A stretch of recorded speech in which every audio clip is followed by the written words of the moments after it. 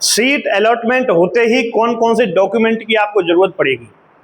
अगर आपको ये जानना है तो वीडियो में हमारे साथ एंड तक बने रहिए। मैं इंजीनियर मोहित यादव आपका करता हूं हार्दिक स्वागत इस बीआर एकेडमी की यूट्यूब चैनल पर। इस यूट्यूब चैनल पर आपको सारी काउंसलिंग की अपडेट्स मिलेगी टाइम टू टाइम, और इसको जानने के लिए आपको चैनल को जल्दी से जल्दी सब्सक्राइब करना है और बेल आइकन की बटन को क्लिक कर देना, जिससे सारी अपडेट्स आपको टाइम टू टाइम मिलती रहे।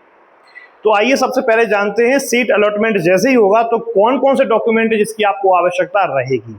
तो यहां पर हम सबसे पहले बता दें कि सीट अलॉटमेंट के समय कौन कौन से डॉक्यूमेंट की जरूरत है और एडमिशन के टाइम पे कौन कौन से डॉक्यूमेंट की जरूरत है। दोस्तों सबसे पहले हम बात करते हैं आफ्टर रिजल्ट कौन कौन से डीवी में आपको आवश्यकता पड़ेगी।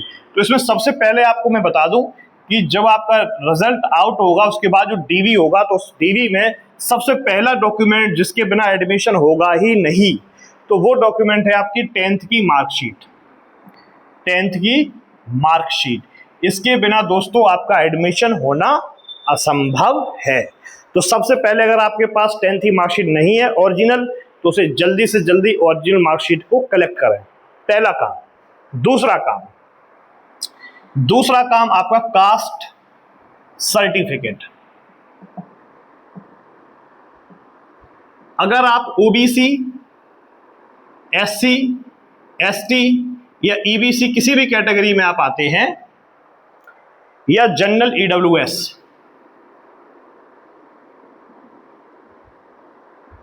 अगर आप किसी भी कैटेगरी में आ रहे हैं तो उसका एक सर्टिफिकेट आपको देना पड़ेगा। यहां पर सर्टिफिकेट अगर आपके पास कास्ट सर्टिफिकेट नहीं हुआ तो दोस्तों ये जो आपको सीट दी जाएगी ये सीट कैंसिल कर दी जाएगी और आपको अगले काउंसलिंग के लिए अलॉट कर दिया जाएगा। दोस्तों चलिए इतनी बात क्लियर क्या? अब मेरी बात समझना ध्यान से दोस्तों, सबसे इंपॉर्टेंट चीज तीसरा सर्टिफिकेट। अगर आप कास्ट सर्टिफिकेट लगाते हैं, अगर आप जनरल है तो कोई दिक्कत नहीं है।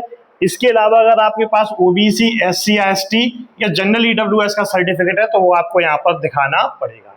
एक चीज और समझ लीजिए, इनकम सर्टिफिकेट आपके पास होना चाहिए। इनकम सर्टिफिकेट आपके पास होना बहुत जरूरी है दोस्तों, जो बच्चे ओबीसी कैटेगरी में आ रहे हैं।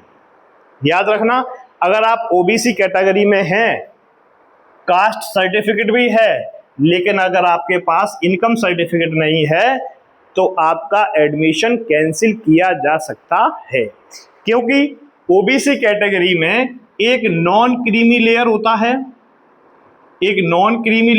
और एक होता है क्रीमी लेयर।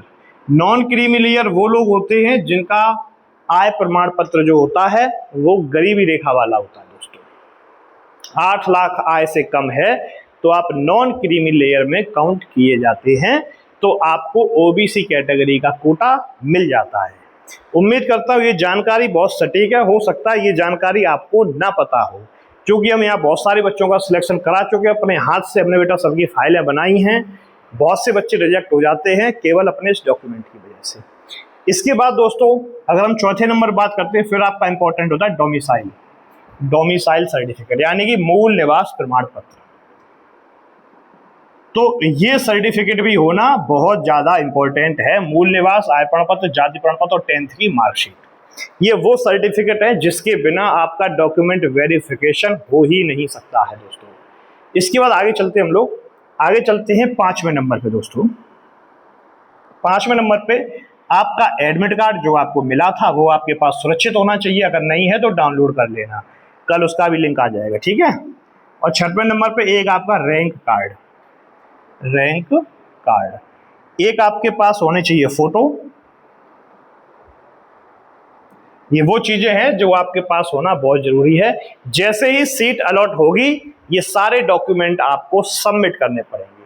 अगर ये सारे डॉक्यूमेंट आपके पास हैं तो सीट अलॉटमेंट के बाद डीवी हो जाएगा, और डीवी के बाद आपका ओके के बाद आप अपना एडमिशन लेटर निकाल सकते हैं। एडमिशन लेटर निकालने के बाद आपको कुछ और डॉक्यूमेंट की आवश्यकता पड़ती है। इनके अलावा कम से कम 18 से 20 डॉक्यूमेंट की और आवश्यकता पड़ती है।